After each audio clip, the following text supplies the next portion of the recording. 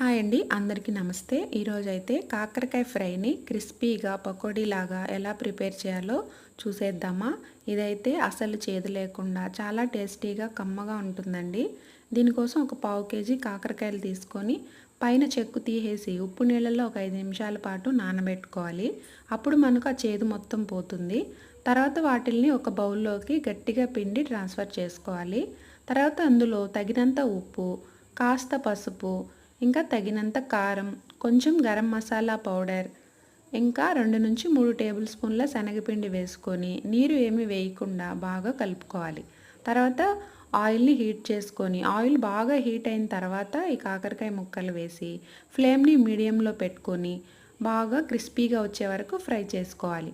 అంతే అండి, చాలా సింపుల్గా అసలు తినని వాళ్ళు కూడా తినే విధంగా కాకరకాయ ఫ్రై అయితే రెడీ అయిపోతుంది. వీడియో నచ్చితే తప్పకుండా లైక్ చేయండి. Thanks for watching.